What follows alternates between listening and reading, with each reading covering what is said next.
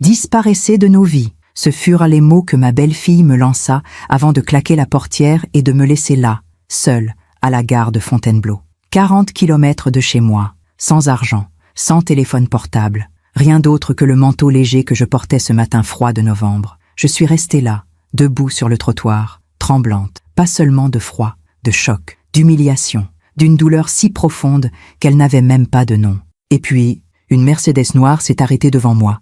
La vitre descendit lentement. Un homme aux cheveux grisonnants, aux yeux clairs, costume impeccable. Il me regarda avec une expression qui mêlait inquiétude et reconnaissance. « Madame, puis-je vous aider ?» Quand nos regards se croisèrent, quelque chose changea sur son visage. Il fronça les sourcils, inclina la tête. Et puis, dans un murmure presque incrédule, « Colette ?» Personne ne m'avait appelé ainsi depuis 40 ans. Je m'appelle Colette Moncler.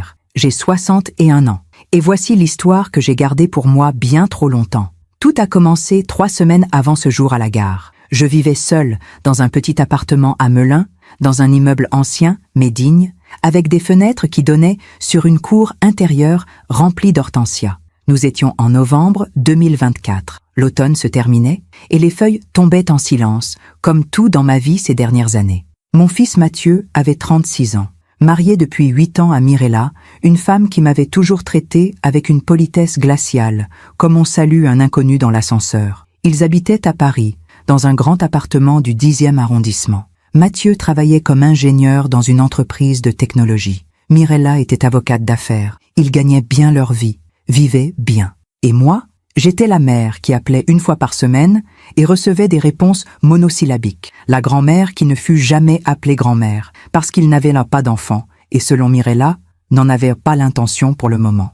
Mais j'essayais. Dieu sait comme j'essayais. J'appelais pour les anniversaires. J'envoyais des cadeaux à Noël. Je proposais mon aide quand Mathieu mentionnait un problème au travail. Je n'étais jamais envahissante. Je n'exigeais jamais de visite. J'existais simplement à la périphérie de sa vie. Jusqu'à ce mardi matin, 26 novembre. Mathieu m'appela. Sa voix était différente, presque amicale. « Maman, on peut passer chez toi cet après-midi ? Mirella et moi, on voudrait te parler. » Mon cœur s'emballa. Parler ? Il ne voulait jamais parler. Est-ce que Mirella était enceinte ? Est-ce qu'ils allaient me demander d'être plus présente ? J'ai passé toute la matinée à nettoyer l'appartement. J'ai acheté des croissants à la boulangerie du coin, ceux que Mathieu adorait quand il était petit. J'ai fait du café frais. J'ai mis des fleurs sur la table du salon, des chrysanthèmes blancs, les seuls que j'avais trouvés au marché. Quand la sonnette retentit à 15 heures, j'étais nerveuse comme une adolescente avant son premier rendez-vous. J'ai ouvert la porte en souriant. Mathieu entra sans m'embrasser. Mirella entra derrière lui avec ce regard que je connaissais bien, froid, évaluateur, comme quelqu'un qui inspecte un bien immobilier avant de décider s'il vaut la peine d'acheter. « Bonjour Colette », dit-elle. Elle ne m'avait jamais appelée belle-mère, toujours Colette, comme si j'étais une vague connaissance. « Bonjour Mirella. Mathieu, mon chéri, entrez, entrez. J'ai fait du café, j'ai acheté des croissants. On ne va pas rester longtemps, » m'interrompit Mathieu. Quelque chose se glaça en moi. Nous nous sommes assis dans le salon, eux sur le canapé, moi dans le fauteuil en face. Mirella croisa les jambes, ajusta son sac Hermès sur ses genoux. Mathieu regardait le sol. « Maman, commença-t-il, il faut qu'on parle de cette situation ? » « Situation ?» répétai-je, confuse. Mirella soupira, impatiente. « Colette, soyons directs. Vous appelez toutes les semaines. Vous envoyez des messages. Vous débarquez sans prévenir quand vous venez à Paris. Je ne suis venue que 2 fois cette année, murmurai-je. Et j'avais prévenu, peu importe, coupa-t-elle. Le point, c'est que vous êtes étouffante. Le mot tomba comme une gifle. Étouffante. Je regardais Mathieu, espérant qu'il protesterait, qu'il dirait qu'elle exagérait, qu'il me défendrait. Il continua à regarder le sol. Mirella et moi, on construit notre vie, dit-il doucement. Et on a besoin d'espace, répétai-je, mécaniquement. Oui, confirma Mirella, comme si elle concluait une transaction. Rien de personnel, Colette, mais vous devez comprendre que votre présence constante est compliquée pour nous. Présence constante, un appel par semaine, 2 visites en 12 mois. C'était cela, une présence constante? Ma gorge était sèche, ma voix sortit fine, faible. Qu'est-ce que vous voulez que je fasse? Mathieu me regarda enfin, et à cet instant, je vis. Il n'était pas mal à l'aise d'être là. Il était mal à l'aise parce qu'il savait que ce qu'il allait dire était cruel. Mais il allait le dire quand même. On pense qu'il vaut mieux que tu prennes tes distances, que tu n'appelles pas autant, que tu ne viennes pas, qu'on puisse vivre notre vie. Pendant combien de temps? Demandai-je, ma voix tremblant. Mirella et Mathieu échangèrent un regard. Indéfiniment, répondit-elle. Silence. L'horloge murale marquait 15h15. Dehors, un enfant criait en jouant dans la cour. Le café refroidissait sur la table, les croissants intacts. Vous êtes venu jusqu'ici, dis-je lentement, pour me dire que vous ne voulez plus que je fasse partie de votre vie. Ce n'est pas ça, commença Mathieu, mais Mirella l'interrompit. C'est exactement ça. Elle se leva, ajustant son manteau de laine camel. Vous avez eu votre vie, Colette. Vous avez élevé votre fils. Maintenant, laissez-le vivre la sienne. Sans vous. Mathieu se leva aussi. Il ne me regarda pas dans les yeux. Désolé, maman, murmura-t-il. Mais ce n'était pas de vraies excuses. C'était juste un mot que les gens disent quand ils veulent clore une conversation gênante. Ils partirent. La porte se referma. Et je restais là, assise dans le fauteuil, regardant les croissants que personne n'avait mangés. J'ai passé 3 semaines dans un silence presque absolu. Je n'ai pas appelé Mathieu. Je n'ai pas envoyé de message. J'ai obéi. Mais la douleur n'obéissait pas. Elle se réveillait avec moi chaque matin, lourde comme une pierre sur la poitrine. Où avais-je échoué? Avais-je été trop mère? Pas assez mère? Je passais les nuits à revisiter les souvenirs. Mathieu enfant, tenant ma main sur le chemin de l'école. Mathieu adolescent, riant dans la cuisine pendant que je faisais des crêpes. Mathieu adulte, m'embrassant le jour de sa remise de diplôme. Quand avait-il arrêté de m'embrasser? Quand étais-je devenue une gêne? Le 20 décembre, un vendredi, mon téléphone sonna. C'était Mathieu. Mon cœur bondit. Peut-être avait-il réfléchi. Peut-être que Noël. Maman, on peut venir te chercher demain matin? Sa voix était neutre, ni chaleureuse, ni froide. Me chercher? Pourquoi faire? Mirella a trouvé une maison de retraite sympa, pas trop loin de Paris. On voudrait que tu la visites. Le monde s'arrêta. Maison de retraite. J'avais 61 ans. J'étais en parfaite santé. Je marchais 5 kilomètres par jour. Je cuisinais, je lisais, je prenais soin de mon appartement. Mathieu, je n'ai pas besoin de... Maman, c'est mieux pour tout le monde. Tu seras entouré. Tu te sentiras moins seul. Comme si le problème était ma solitude, pas leur abandon. Je ne veux pas aller dans une maison de retraite, dis-je fermement. Silence de l'autre côté. Puis, la voix de Mirella en arrière-plan. Laisse, elle comprendra. Le lendemain matin, à 10h, la sonnette retentit. J'ouvris. Mathieu et Mirella. Lui, mal à l'aise, elle déterminée. On va juste visiter, maman. Après, tu décides. Je ne voulais pas y aller. Mais quelque chose en moi, cette vieille habitude de ne pas faire de vagues, de ne pas contrarier, me fit hocher la tête. Nous sommes montés dans leur voiture. Une Audi grise, propre, froide. Mirella conduisait. Mathieu était assis à côté d'elle. Moi, à l'arrière, comme une enfant. Nous avons roulé en silence pendant 40 minutes. Puis, Mirella prit une sortie. Pas vers Paris, vers Fontainebleau. Ce n'est pas la direction de Paris, dis-je doucement. On fait un détour, répondit Mirella sans me regarder. Nous sommes arrivés devant la gare de Fontainebleau. Mirella se gara, coupa le moteur. Descendez, Colette. Mon cœur commença à battre trop fort. Pourquoi? Descendez, répéta-t-elle. Je regardais Mathieu. Il fixait ses mains.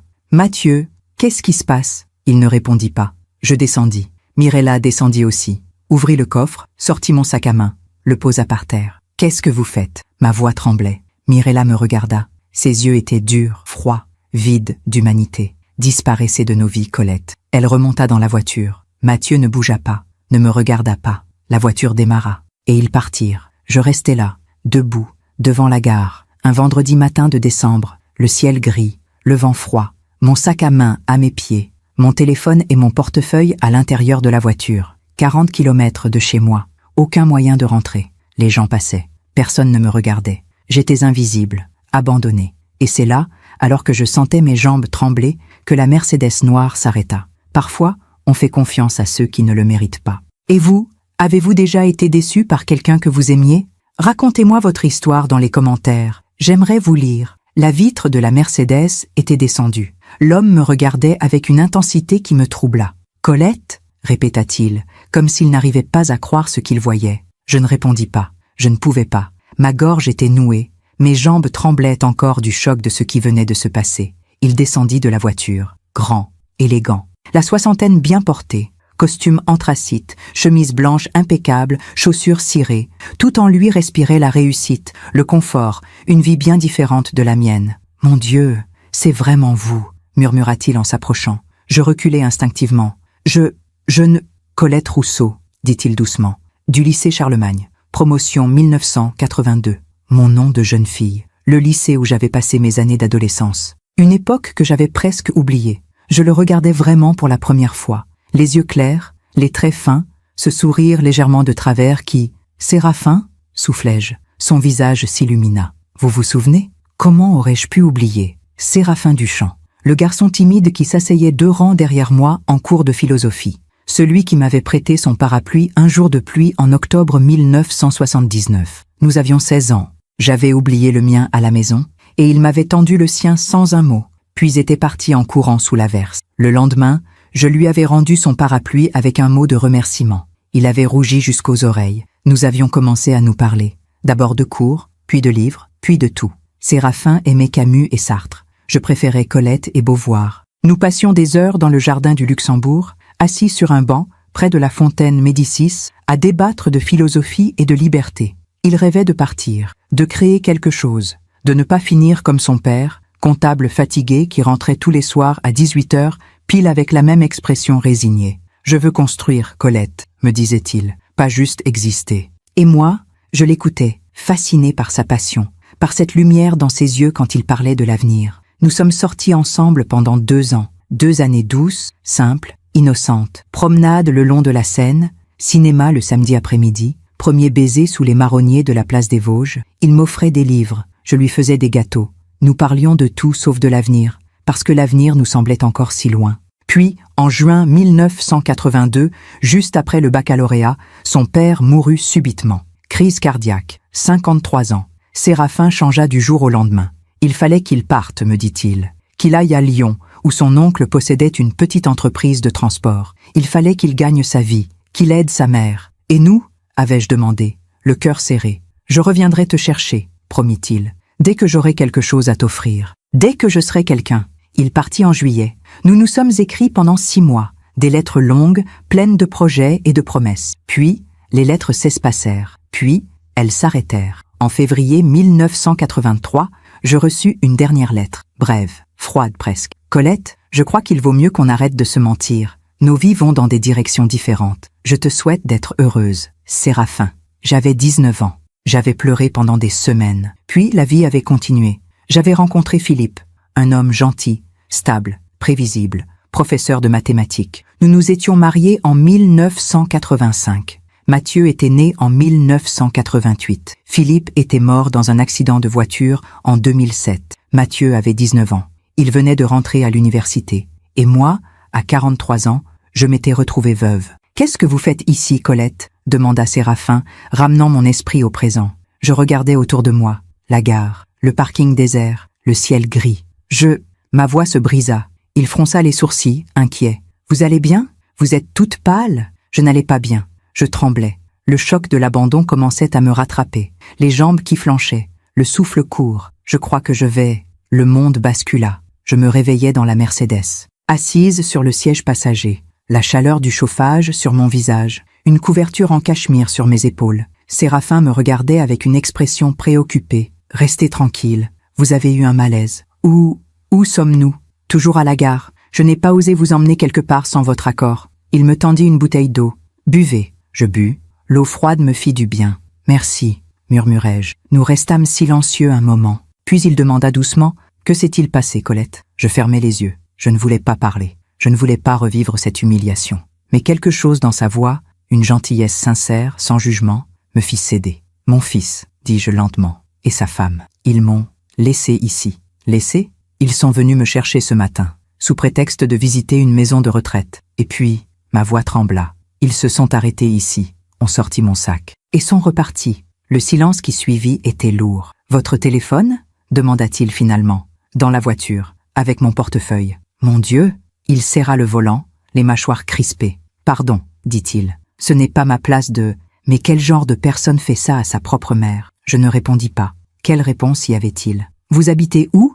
demanda-t-il. « Melun, je vous ramène. »« Non, je ne veux pas vous déranger. Colette. » Il me regarda droit dans les yeux. « Laissez-moi vous aider, s'il vous plaît. » Il y avait quelque chose dans son regard. Pas de la pitié, de la colère. Une colère pour moi, contre ce qui m'avait été fait. « D'accord, » murmurai-je. Il démarra. Nous roulâmes en silence pendant les premières minutes. Puis, Séraphin demanda, « Vous vivez seul ?»« Oui, mon mari est décédé en 2007. Je suis désolé. C'était il y a longtemps. Ça ne rend pas les choses moins difficiles. » Il avait raison.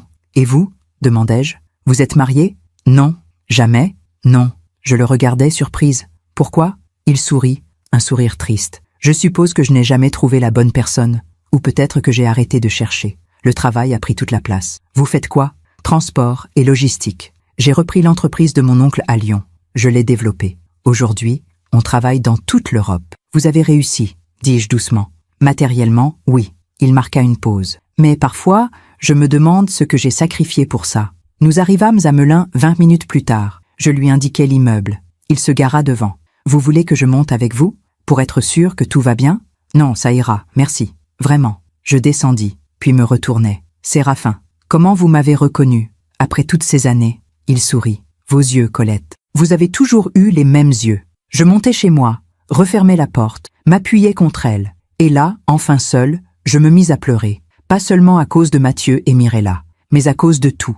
De toutes ces années où j'avais essayé d'être une bonne mère, une bonne belle-mère. De toute cette solitude que j'avais cachée derrière des sourires polis et des « ça va, merci ». Je pleurais aussi pour la jeune fille que j'avais été, celle qui croyait que l'amour suffisait, que les promesses tenaient. Je pleurais pour Séraphin, parti construire sa vie sans moi. Je pleurais pour Philippe, qui m'avait aimé à sa manière, même si je n'avais jamais oublié le premier. Je pleurais pour Mathieu, le bébé que j'avais porté, nourri, élevé. Le petit garçon qui me disait « Je t'aime, maman », tous les soirs. Où était-il parti, cet enfant?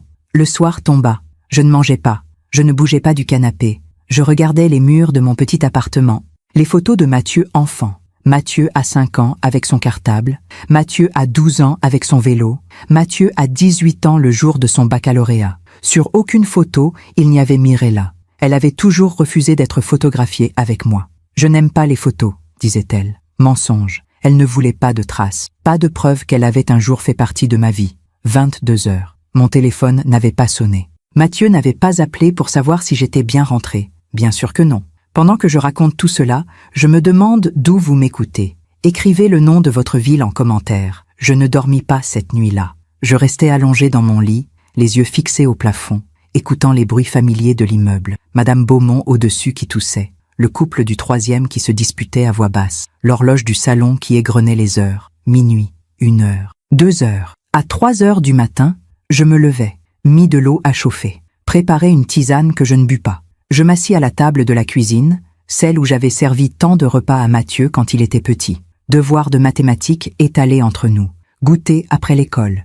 conversation sur ses journées, ses amis, ses rêves. Maman, quand je serai grand, j'aurai une grande maison et tu viendras vivre avec moi, m'avait-il dit un jour. Il avait 8 ans. Et ta femme, elle sera d'accord? Avais-je demandé en riant. Ma femme, elle t'aimera autant que moi. Je fermai les yeux. Quand exactement avait-il cessé de m'aimer? Le samedi matin, 21 décembre, je me forçais à sortir. Il fallait que j'achète un nouveau téléphone, que je refasse ma carte bancaire, que je reprenne le contrôle de ma vie. La boutique Orange était bondée, fête de fin d'année. Tout le monde achetait des cadeaux, des forfaits, des appareils pour les enfants. Je fis la queue pendant 40 minutes. Quand vint mon tour, j'expliquai ma situation. Téléphone perdu, besoin d'un nouveau. Le même numéro si possible. Le vendeur, un jeune homme d'une vingtaine d'années avec des lunettes rondes, hocha la tête. Pas de problème, madame. Vous avez une pièce d'identité? Je fouillai dans mon sac, sortis ma carte d'identité. En la voyant, je réalisais quelque chose. Colette Monclerc, née le 15 avril 1964, 61 ans. Sur la photo, je souriais. C'était il y a 6 ans. Je venais de renouveler ma carte. J'avais les cheveux plus courts, moins de rides, un regard plus vivant. Madame? Je levai les yeux. Le vendeur me regardait avec curiosité. Oui, pardon. Il prit ma carte, tapa sur son ordinateur. Ce sera prêt dans 20 minutes. Je m'assis dans la zone d'attente, regardais les familles autour de moi. Un père et son fils choisissant une console de jeu. Une mère avec ses 2 filles comparant des coques de téléphone. Un couple âgé se tenant la main, hésitant entre 2 modèles. Personne n'était seul. Personne sauf moi. De retour chez moi, je mis en charge mon nouveau téléphone. Aucun message, aucun appel manqué. Mathieu n'avait pas cherché à me joindre. Je m'assis sur le canapé, regardais l'écran vide. J'aurais pu l'appeler, lui demander des explications, exiger qu'il vienne me voir. Mais à quoi bon? Disparaissait de nos vies. Les mots de Mirella tournaient en boucle dans ma tête. Non, je n'appellerai pas. J'avais encore un peu de dignité. Le dimanche passa dans un brouillard. Le lundi, 23 décembre, je descendis faire des courses. Le supermarché était décoré pour Noël. Guirlande dorée, sapin artificiel près de l'entrée, musique de circonstance en fond sonore, douce nuit, sainte nuit. Je remplis mon panier mécaniquement. Pain, lait, fromage, jambon, fruits, puis je passai devant le rayon jouets. Un réflexe stupide me fit m'arrêter. Avant, tous les ans, j'achetais un cadeau pour Mathieu. Même adulte, même marié. Une écharpe, un livre, un bon whisky. Cette année, je n'avais rien acheté. Je regardais les étagères, les jeux, les puzzles, les peluches pour enfants. Mathieu et Mirella n'avaient pas d'enfants. Je n'étais pas grand-mère. Je ne le serais probablement jamais. « Madame, ça va ?» Je sursautais. Une employée me regardait avec inquiétude. « Oui, pardon. » Je m'éloignai rapidement. À la caisse, la jeune femme me sourit. « Vous avez trouvé tout ce qu'il vous fallait ?»« Oui, merci. Joyeux Noël !»« Joyeux Noël !» répétai-je machinalement. Le mardi 24 décembre, veille de Noël, je restais chez moi. L'année précédente, Mathieu m'avait invité pour le réveillon. Ou plutôt, je m'étais invité. « Tu fais quelque chose pour Noël ?» lui avais-je demandé au téléphone. On pensait rester tranquille, Mirella et moi. Je pourrais venir, juste pour le dîner. Je ne resterai pas tard. Silence. Bon, d'accord, mais ne ramène rien. On s'occupe de tout. J'étais arrivé à 19h avec une bûche glacée. Mirella avait souri poliment. Vous n'auriez pas dû, Colette. On a déjà un dessert. Ma bûche était restée au réfrigérateur. Personne n'y avait touché. Le dîner avait été poli, distant. Mathieu parlait de son travail. Mirella de ses dossiers. Je posais des questions. Il répondait brièvement. À 22h, Mirella avait bâillé ostensiblement. « Colette, vous devez être fatiguée. Ne vous sentez pas obligée de rester. » J'étais partie. Dans le métro, j'avais pleuré en silence. Cette année, pas de dîner, pas d'invitation, pas de fausse politesse. Je préparais une omelette, mangeais devant la télévision. Un vieux film avec Romy Schneider que j'avais déjà vu 10 fois. À minuit, les cloches de l'église sonnèrent. Joyeux Noël. Je me couchais. Le mercredi 25 décembre, Noël, je me réveillais à 7h. Dehors, il neigeait légèrement, de gros flocons qui fondaient avant de toucher le sol. Je préparais du café, m'assis près de la fenêtre. Mon téléphone vibra, mon cœur bondit. Mathieu? Non. Un message automatique de mon opérateur téléphonique. Joyeux Noël et meilleurs vœux pour la nouvelle année. Je posais le téléphone, regardais la neige tomber. Pensais à toutes les fois où Mathieu, petit, se précipitait à la fenêtre quand il neigeait. « Maman, regarde, on peut faire un bonhomme de neige ?» Il n'y en a pas assez, mon chéri. Mais peut-être que demain, il y en aura plus. Il avait toujours été optimiste, joyeux, confiant. Quand cela avait-il changé? 14h. La sonnette retentit. Je me figeais. Mathieu? Je me levai précipitamment. Regardais par le Judas? Non. Madame Beaumont, ma voisine du dessus. J'ouvris. Bonjour Colette. Joyeux Noël, Madame Beaumont. Elle me tendit une petite boîte enveloppée dans du papier doré. Des chocolats. Je me suis dit que, enfin, vous êtes seule aujourd'hui, non? Ma gorge se serra. Oui, merci, c'est très gentil. Vous voulez monter prendre un thé? J'ai fait des sablés. Je accepte, Colette. Ne reste pas seule. Merci, mais je suis un peu fatiguée. Une autre fois? Bien sûr. N'hésitez pas si vous avez besoin de quoi que ce soit. Elle repartit. Je refermai la porte, regardai la boîte de chocolat, pleurais. Le jeudi 26 décembre, mon téléphone sonna. Numéro inconnu. Allô? Colette? C'est Séraphin? Mon cœur s'arrêta. Comment avez-vous eu mon numéro? Vous me l'aviez donné? Vendredi? À la gare? Vous ne vous souvenez pas? Non, je ne me souvenais pas. Ah, oui, pardon. Je vous dérange? Non. Silence. Je voulais savoir si vous alliez bien. Depuis l'autre jour. Oui, ça va. Merci. Vous avez passé un bon Noël? Mensonge ou vérité? Tranquille, dis-je finalement. Seul? Oui. Nouveau silence. Colette, est-ce que je peux vous inviter à déjeuner? Je ne répondis pas immédiatement. Pourquoi? Demandai-je finalement. Parce que, il chercha ses mots. Parce que ça fait 42 ans que je me demande ce que vous êtes devenu. Et maintenant que je vous ai retrouvé, je ne veux pas vous laisser disparaître à nouveau. Quelque chose se brisa en moi, ou peut-être se répara. D'accord, murmurai-je. Demain, 13h, je connais un petit restaurant à Fontainebleau. Si ce n'est pas trop loin pour vous? Non, c'est parfait. Parfait. Je vous envoie l'adresse par message. Merci, Séraphin. C'est moi qui vous remercie, Colette. À demain. Il raccrocha. Je restai assise, le téléphone dans la main. Pour la première fois depuis le 26 novembre, je souris. Le vendredi 27 décembre, je me préparais avec soin. Douche, cheveux lavés, séchés, coiffés, un peu de maquillage. Pas trop, juste assez. Je choisis une robe simple en laine bleu marine, un collier de perles que Philippe m'avait offert pour nos 10 ans de mariage. Je me regardais dans le miroir. Une femme de 61 ans, cheveux gris, rides autour des yeux, mais quelque chose de différent aujourd'hui, une lueur, un espoir. Je pris le train pour Fontainebleau, arrivai avec 15 minutes d'avance. Le restaurant s'appelait Le Cygne, petit, élégant, nappe blanche, bougies sur les tables. Séraphin était déjà là. Il se leva quand il me vit, sourit. « Colette, vous êtes ravissante. »« Merci, vous aussi. » Nous nous assîmes. Le serveur apporta les menus. « Qu'est-ce qui vous ferait plaisir ?» demanda Séraphin. Je regardais la carte. Tout me semblait délicieux. Et hors de prix. Ah, prenez ce que vous voulez, dit-il doucement. C'est mon invitation. Nous commandâmes. Saumon fumé en entrée. Magret de canard pour lui. Sole meunière pour moi. Le vin arriva. Un Bourgogne blanc. À nos retrouvailles, dit Séraphin en levant son verre. Aux retrouvailles, répétai-je. Nous trinquâmes. Le vin était excellent, le repas aussi, mais surtout la conversation. Séraphin me raconta sa vie. Lyon, l'entreprise de son oncle, les premières années difficiles, puis l'expansion. Paris, Marseille, Bruxelles, Berlin. Je travaillais 80 heures par semaine. Pas de vacances, pas de vie sociale, juste le travail. Vous ne vous êtes jamais senti seul? Si, tout le temps. Il marqua une pause. Mais j'avais peur de m'arrêter. Peur que si j'arrêtais, je réaliserais que j'avais construit une vie vide. Et aujourd'hui, il sourit tristement. J'ai 60 ans. Une grande maison vide à Saint-Cloud.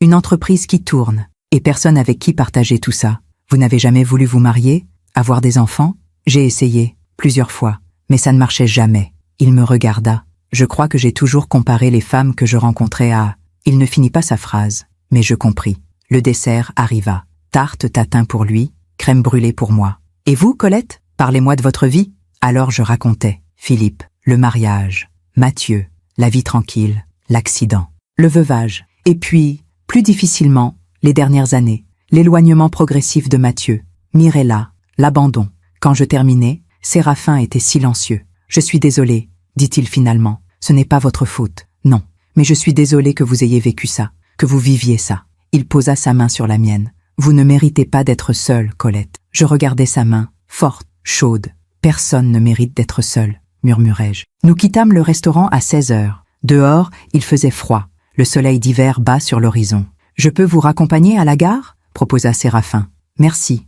Nous marchâmes lentement. « Colette, » dit-il soudain, « j'ai une proposition à vous faire. »« Oui, passez le réveillon du Nouvel An avec moi. » Je m'arrêtais. Je sais que c'est rapide, qu'on vient à peine de se retrouver. Mais je ne veux pas que vous passiez cette soirée seule. Et moi non plus, je n'ai pas envie d'être seule. Je le regardais. Cet homme qui avait été mon premier amour, qui m'avait quitté il y a 42 ans, qui venait de réapparaître dans ma vie au moment où j'avais le plus besoin de quelqu'un. Le destin? Le hasard? D'accord, dis-je. Son visage s'illumina. Vraiment? Oui. Il me prit dans ses bras. Et pour la première fois depuis si longtemps, je me sentis en sécurité. Les jours suivants passèrent dans une étrange dualité. D'un côté, l'excitation timide de retrouver Séraphin, les messages qu'il m'envoyait chaque matin. « Bonjour Colette, j'espère que vous avez bien dormi. » Des mots simples qui réchauffèrent mes matins froids. De l'autre, le silence assourdissant de Mathieu. Pas un appel, pas un message, pas même pour savoir si j'étais rentrée vivante de Fontainebleau ce 20 décembre.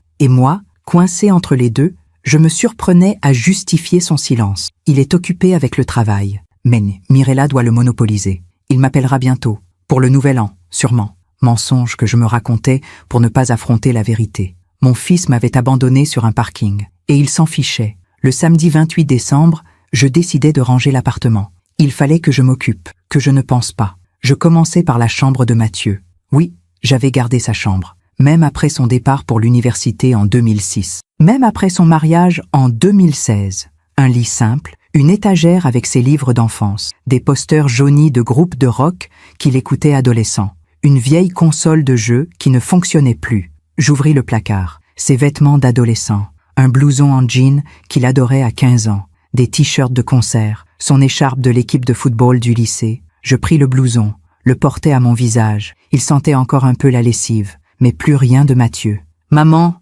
pourquoi tu gardes toutes ces vieilles affaires ?» Il m'avait posé cette question il y a 3 ans, lors d'une de ses rares visites. « Au cas où tu en aurais besoin un jour », avais-je répondu. Il avait ri. « J'ai 33 ans, maman. Je ne vais pas remettre mes t-shirts du lycée. On ne sait jamais. Tu devrais donner tout ça. Ça ferait de la place. » Donner. Se débarrasser de son passé comme on jette de vieux journaux. J'avais dit oui. Tu as raison. Je vais le faire. mais je ne l'avais jamais fait. Parce que tant que ses affaires étaient là, une partie de Mathieu l'était aussi. Le Mathieu d'avant, celui qui m'aimait encore. Je m'assis sur son lit, regardais autour de moi, sur le mur, une photo encadrée. Mathieu, à 8 ans, dans mes bras, sur la plage de Deauville. Été 1996. Philippe avait pris la photo. Nous avions passé 2 semaines dans un petit hôtel en bord de mer. Mathieu avait appris à nager cette année-là. Il était si fier. « Regarde, maman, je nage !»« Oui, mon chéri, tu es formidable. » Le soir, on mangeait des glaces sur la promenade. Mathieu au milieu, tenant nos mains. Philippe et moi, de chaque côté. Une famille, simple, heureuse. Quand avait-on cessé d'être heureux? Mon téléphone vibra. Séraphin. « Comment allez-vous aujourd'hui ?» Je regardais l'écran, hésitais. Lui dire la vérité? Que j'étais assise dans la chambre de mon fils, entourée de fantômes? Non, je vais bien. Et vous? Mieux maintenant. J'ai pensé à vous toute la matinée. Quelque chose se réchauffa en moi. C'est gentil. Ce n'est pas de la gentillesse, Colette. C'est la vérité. Je souris malgré moi. Vous êtes toujours aussi direct? Seulement quand ça compte. Nous échangeâmes quelques messages. Puis il demanda. Vous avez des nouvelles de votre fils? La question me glaça. Non. Vous allez l'appeler? Je ne sais pas. Vous avez le droit d'être en colère, Colette. Je ne suis pas en colère. Mensonge. D'accord. Mais si vous l'étiez, ce serait légitime. Ce qu'il vous a fait, c'est mon fils, Séraphin. Je sais, mais être son fils ne lui donne pas le droit de vous traiter comme ça. Je ne répondis pas. Pardon, écrivit-il. Ce ne sont pas mes affaires. Non, vous avez raison, mais c'est compliqué. Je comprends. Le dimanche 29 décembre, je me réveillais avec une décision. J'allais appeler Mathieu, pas pour le supplier, pas pour pleurer, juste pour entendre sa voix, savoir qu'il allait bien, et peut-être qu'il s'excuserait, qu'il dirait que Mirella avait exagéré, qu'il regrettait, qu'il voulait me voir. À 10 heures, je composais son numéro. Ça sonna. 1 fois, 2 fois, 3 fois. Allô? La voix de Mathieu, neutre, presque froide. Mathieu, c'est maman. Silence. Qu'est-ce que tu veux? Qu'est-ce que je veux? Je voulais savoir comment tu allais. Je vais bien. Tant mieux. Silence embarrassé. Mathieu, on peut parler? De ce qui s'est passé? Il n'y a rien à dire, maman. Comment ça? Rien à dire. Tu m'as abandonné sur un parking. On ne t'a pas abandonné. On t'a laissé là parce que tu refusais de comprendre. Comprendre quoi? Qu'on ne veut pas de toi dans notre vie. Les mots tombèrent comme des pierres. Mathieu, écoute maman. Mirella et moi, on a essayé d'être gentils. On t'a expliqué calmement. Mais tu ne voulais pas entendre. Alors on a dû être plus direct. Direct? Ma voix tremblait. Tu appelles ça être direct? Me laisser seule, sans téléphone, sans argent? Tu avais ton sac. Tu aurais pu prendre le train? Avec quel argent? Mon portefeuille était dans la voiture. Oh, une pause. Bon, de toute façon, tu es rentré. Donc, tout va bien. Tout va bien. Non, Mathieu, tout ne va pas bien. Maman, s'il te plaît, ne commence pas. Commencer quoi? À te dire la vérité? Que tu m'as brisé le cœur? Oh mon Dieu. Il soupira, exaspéré. C'est exactement ça le problème. Cette culpabilisation constante, ce chantage affectif. Ce n'est pas du chantage, c'est... Mirella avait raison. Tu es toxique. Le mot me frappa comme une gifle. Toxique. Comment peux-tu dire ça? Parce que c'est vrai. Tu as passé toute ma vie à me contrôler, à vouloir que je sois quelqu'un que je ne suis pas. Quoi? Mathieu, Laisse-moi finir. Quand papa est mort, tu t'es accroché à moi comme une noyée. Tu voulais que je reste près de toi, que je renonce à mes projets, que je sois ton petit garçon pour toujours. C'est faux. Ah oui? Et quand j'ai voulu partir étudier à Lyon, qu'est-ce que tu as dit? Lyon. 2006. Mathieu avait 18 ans. Il venait d'avoir son baccalauréat. Il voulait partir, faire des études d'ingénieur, loin de Paris, loin de moi. J'avais pleuré. Tu peux étudier à Paris, lui avais-je dit. Il y a d'excellentes écoles ici. Mais je veux aller à Lyon, maman. L'école là-bas est meilleure pour ce que je veux faire. Et moi, tu vas me laisser toute seule? Il avait baissé les yeux. Tu as raison, maman. Je vais rester. Et il était resté. Il avait étudié à Paris, était resté vivre avec moi jusqu'à ses 24 ans, jusqu'à ce qu'il rencontre Mirella. Tu vois, dit-il au téléphone, tu ne réponds pas, parce que tu sais que j'ai raison. Mathieu, j'étais veuve, j'avais peur. Et moi, j'avais 18 ans. J'avais le droit de vivre ma vie. Tu as raison. Ma voix se brisa. Tu as raison. J'ai eu tort. Mais je pensais bien faire. Eh bien, tu as mal fait. Et maintenant, je veux juste être libre. Vivre avec ma femme. Sans toi dans chaque coin de notre vie. Je ne suis pas dans chaque coin. Si, tu l'es. Même quand tu n'es pas physiquement là. Tu es dans ma tête. Toujours. Avec ta tristesse, ta solitude, ton besoin constant d'être rassuré. Je pleurais maintenant, silencieusement. Mathieu, je suis désolée. Moi aussi, maman. Mais c'est trop tard. Qu'est-ce que tu veux dire? Je veux dire que Mirella et moi, on a décidé. On déménage. Mon cœur s'arrêta. Vous déménagez où? À Bordeaux. J'ai eu une mutation. On part dans 3 semaines. Bordeaux? Oui. Et on ne donnera pas la nouvelle adresse. Comment je pourrais te contacter? Tu ne pourras pas. C'est le but. Mathieu, s'il te plaît. Au revoir, maman. Il raccrocha. Je restais là, le téléphone dans la main, les larmes coulant sur mes joues. Il déménageait, sans me dire où, sans me laisser de moyen de le joindre. Je le perdais. Définitivement. Je passais le reste de la journée dans un état second. Je ne mangeais pas, ne bus que du thé froid, assise sur le canapé, regardant le mur, toxique. Était-ce vrai? Avais-je été une mère toxique? Je revis toutes les scènes, tous les moments où j'avais peut-être trop donné, trop aimé, trop demandé. Lion, j'avais pleuré, et il était resté, non par amour, par culpabilité. Le soir, Séraphin m'appela. « Bonsoir Colette, toujours d'accord pour le réveillon mardi ?» Je ne répondis pas tout de suite. « Colette, vous êtes là ?»« Oui, pardon, ça ne va pas ? J'ai appelé Mathieu aujourd'hui, et il déménage, à Bordeaux, sans me dire où. » Silence. « Je suis désolée Colette. Il m'a traité de toxique. C'est ridicule. Peut-être que c'est vrai. » « Non. » Sa voix était ferme. « Vous n'êtes pas toxique. Vous êtes une mère qui a aimé son fils. Il n'y a rien de toxique là-dedans. Mais quand Philippe est mort, je me suis accrochée à lui. Je l'ai empêché de partir à Lyon. Vous étiez en deuil. Vous aviez peur. C'est humain. Il avait 18 ans. Il avait le droit de vivre sa vie. Et vous aviez le droit d'avoir besoin de lui. Mais Colette, écoutez-moi. Ce qui se passe maintenant, ce n'est pas de votre faute. Comment pouvez-vous en être sûre ? Parce qu'un fils qui aime vraiment sa mère ne l'abandonne pas sur un parking. Il ne lui dit pas de disparaître de sa vie. Il ne déménage pas en secret. Ça, ce n'est pas de l'amour. C'est de la cruauté. Je pleurais. Je l'aime tellement, Séraphin. Je sais, c'est mon fils. Je sais. Qu'est-ce que je vais faire? Vous allez continuer à vivre, Colette. Vous allez passer le réveillon avec moi. Vous allez rire, boire du champagne, commencer la nouvelle année autrement. Je ne sais pas si j'en ai la force. Vous l'avez, je le sais. Le lundi 30 décembre, je me réveillais avec un mal de tête terrible. J'avais à peine dormi. Je regardais mon téléphone. Aucun message de Mathieu. Bien sûr que non. Mais un message de Séraphin. « Bonjour Colette, je passe vous chercher demain à 18h pour le réveillon. Préparez-vous à être gâtée. » Je souris faiblement. Peut-être que Séraphin avait raison. Peut-être qu'il fallait que je continue à vivre. Même si une partie de moi était morte. Je me demande encore si j'ai fait le bon choix. Et vous, qu'auriez-vous fait à ma place ? Le mardi 31 décembre arriva plus vite que je ne l'aurais cru. Je passais la matinée dans un état d'anxiété étrange. Devant mon placard, je changeais de robe toutes les 10 minutes. Trop habillée, pas assez, trop jeune, trop vieille. Finalement, je choisis une robe en velours bordeaux, simple mais élégante, le collier de perles, des escarpins noirs à petits talons. Je me maquillais légèrement, rouge à lèvres discret, un peu de mascara. Dans le miroir, je vis une femme que je reconnaissais à peine. Une femme qui allait à un réveillon, avec un homme, pour la première fois depuis la mort de Philippe, 17 ans plus tôt. Mon cœur battait trop fort. À 18h précises, la sonnette retentit. J'ouvris. Séraphin se tenait là, en costume sombre, chemise blanche, cravate bleu nuit, dans sa main, un bouquet de roses blanches. « Bonsoir Colette. Bonsoir Séraphin. » Il me tendit les fleurs. « Pour vous, merci. Elles sont magnifiques. » Je les mis dans un vase rapidement, pris mon manteau, mon sac. « Prête ?» demanda-t-il en me tendant le bras. « Prête » murmurai-je en glissant ma main sous son coude. Nous descendîmes vers sa voiture. La Mercedes noire qui m'avait sauvé 11 jours plus tôt. 11 jours seulement. Il me sembla que des années s'étaient écoulées. Il m'ouvrit la portière. Je montais. L'habitacle sentait le cuir et l'eau de Cologne. Une odeur masculine, rassurante. « Où allons-nous » demandai-je alors qu'il démarrait. « Chez moi, à Saint-Cloud. »« Chez vous ?»« Oui, j'ai préparé le dîner. Enfin, disons que j'ai commandé le meilleur traiteur de Paris et que je vais faire semblant de l'avoir cuisiné moi-même. » Je ris. Pour la première fois depuis des semaines, je ris vraiment. « Vous êtes honnête au moins.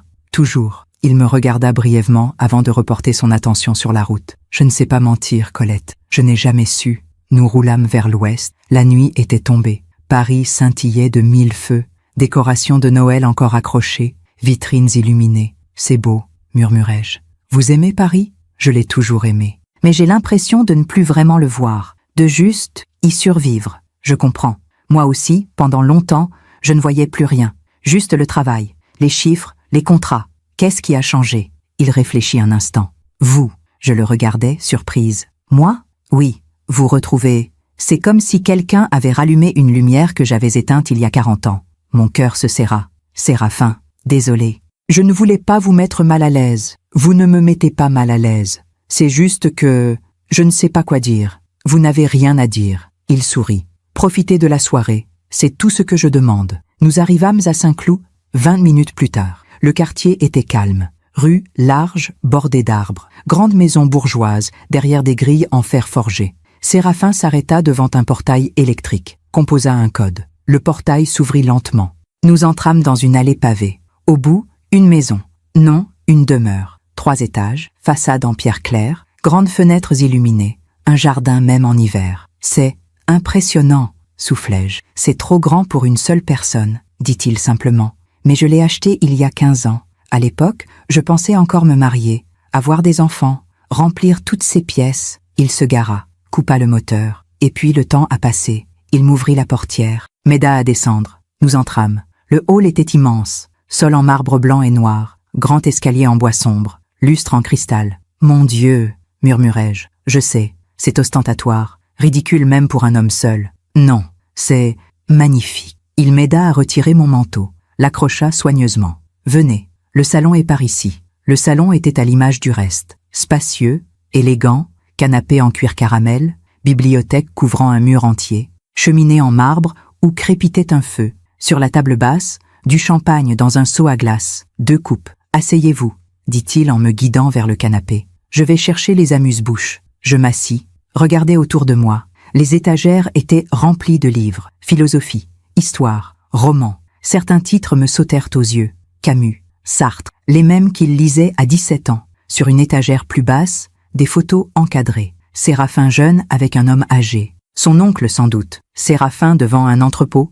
Une pancarte, Duchamp Transport and Logistique. Séraphin lors d'une remise de prix. Costume sombre, sourire poli mais distant. Et puis, presque caché derrière les autres, une photo différente. Je me levai, m'approchai. C'était une vieille photo, années 80, à en juger par les couleurs passées. 2 adolescents assis sur un banc. Jardin du Luxembourg, Fontaine Médicis en arrière-plan. Lui et moi. J'avais 17 ans sur cette photo. Cheveux longs, sourire timide, sa main tenant la mienne. Vous l'avez gardée, murmurai-je. Séraphin réapparut avec un plateau. Oui, pendant tout ce temps, il posa le plateau, s'approcha de moi. C'est la seule photo que j'ai de nous. Je l'ai emmenée partout. Lyon, Paris, tous mes appartements, toutes mes maisons. Pourquoi? Parce que c'était le seul moment de ma vie où j'ai été vraiment heureux. Sa voix était douce, sans amertume. Juste, triste. Séraphin, vous m'avez demandé pourquoi je ne m'étais jamais marié. Il me regarda dans les yeux. C'est à cause de cette photo, à cause de ce que j'ai ressenti ce jour-là, et que je n'ai plus jamais ressenti après. Je ne savais pas quoi dire. Je ne vous dis pas ça pour vous culpabiliser, continua-t-il, ni pour vous demander quoi que ce soit. Je veux juste être honnête. Vous retrouver, c'est comme retrouver cette partie de moi que j'avais enterrée. Mon cœur battait trop vite. Moi aussi je vous ai aimé, dis-je doucement. Vraiment, je sais, quand vous êtes parti, ça m'a brisé le cœur. Je sais, et je suis désolée. Pourquoi vous avez arrêté de m'écrire? Pourquoi cette dernière lettre si froide? Il détourna le regard. Parce que j'avais honte. Honte de quoi? De n'avoir rien à vous offrir. J'avais 19 ans. Pas d'argent. Pas de statut. Je vivais dans un studio miteux à Lyon.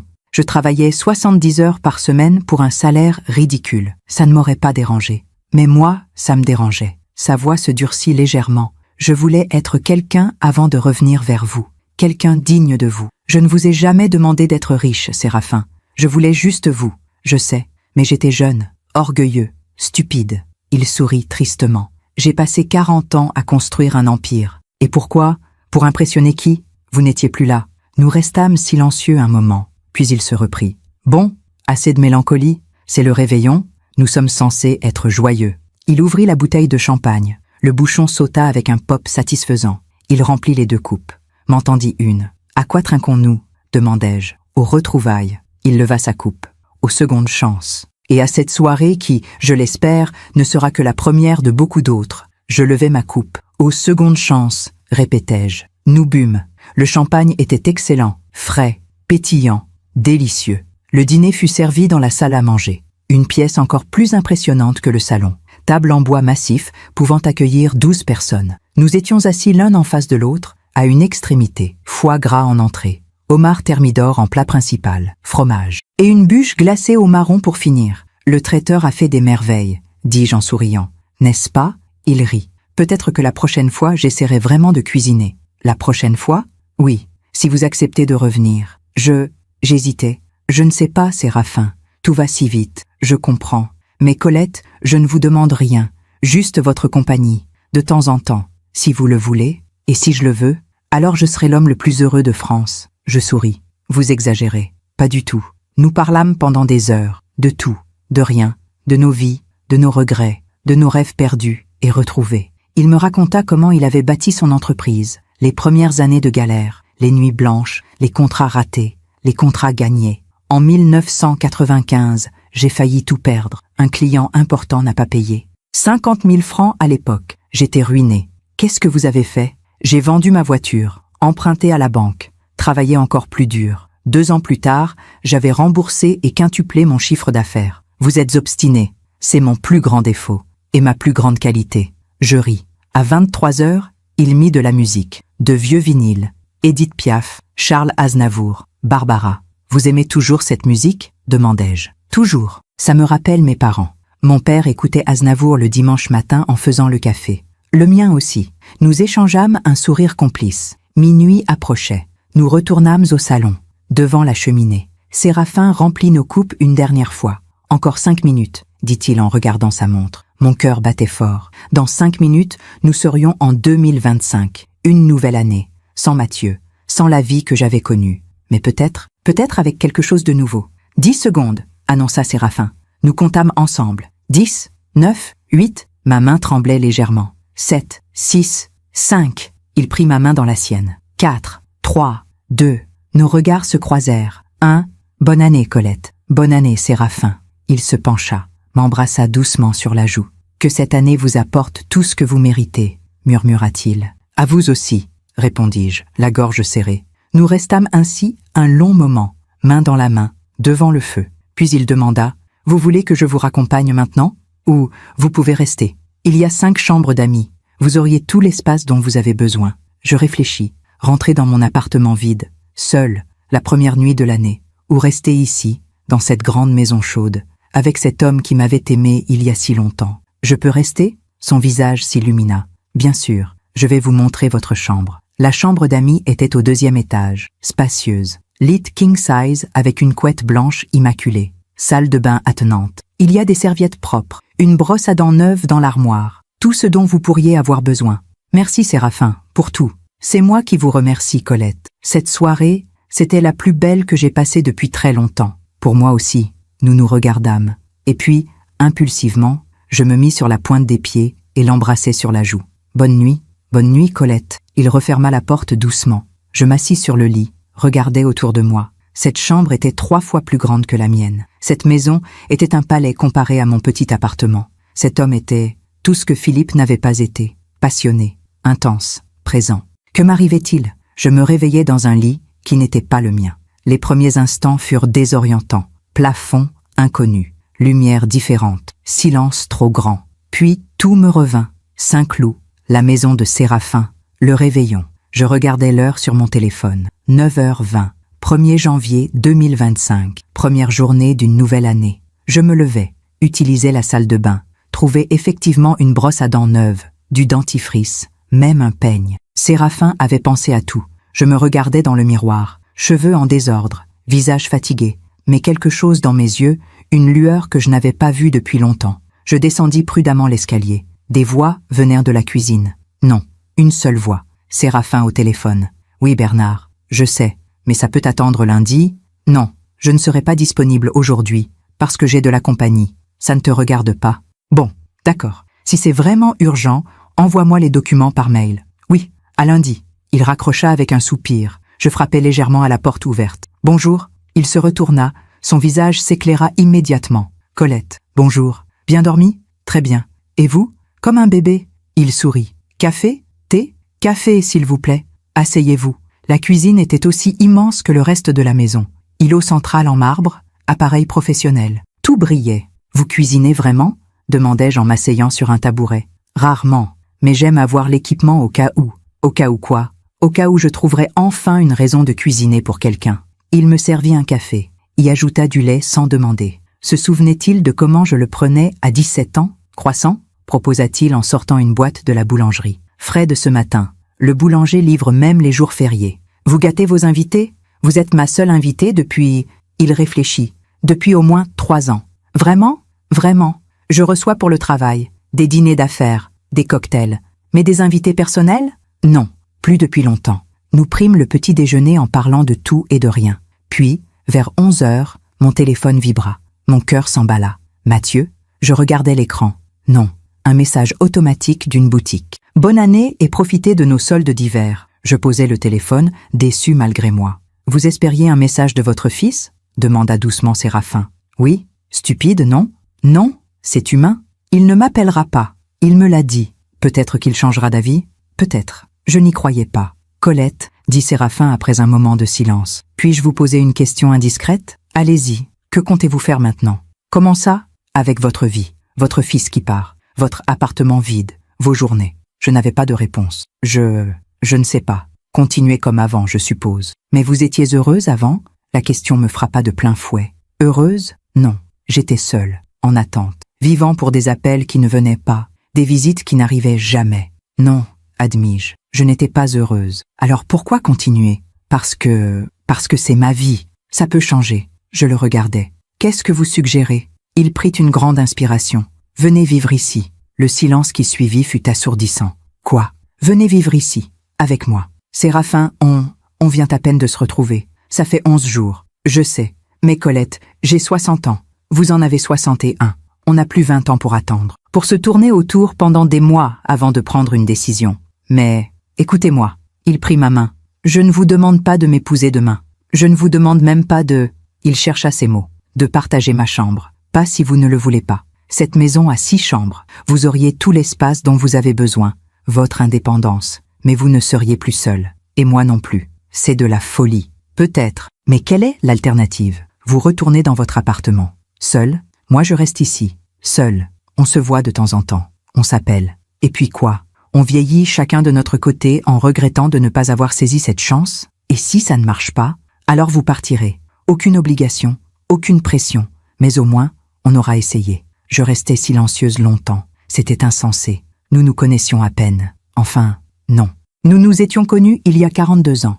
Mais tant de choses avaient changé. Et pourtant j'étais bien ici. Pour la première fois depuis des années, je me sentais vivante. Je ne sais pas cuisiner pour 2, dis-je, finalement. Il rit. Moi non plus. On apprendra ensemble. Ou on continuera à commander chez le traiteur. J'ai des habitudes bizarres. Je lis tard le soir. Moi aussi. Je déteste le désordre. Ah, cette maison a une femme de ménage qui vient 3 fois par semaine. Vous avez réponse à tout. Parce que j'ai pensé à tout.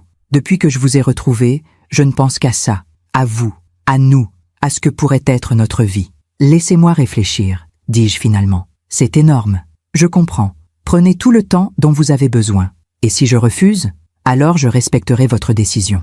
Et je continuerai à vous inviter à dîner autant que vous le voudrez. Je souris malgré moi. Vous êtes têtu, je sais. L'après-midi passa trop vite. Séraphin me fit visiter le jardin. Même en hiver, il était magnifique. Un petit bassin gelé, des rosiers endormis, un banc en pierre sous un vieux tilleul. Au printemps, c'est magnifique ici, dit-il. Les roses fleurissent, il y a des oiseaux partout. C'est paisible, ça le serait encore plus si quelqu'un le partageait avec moi. Je ne répondis pas.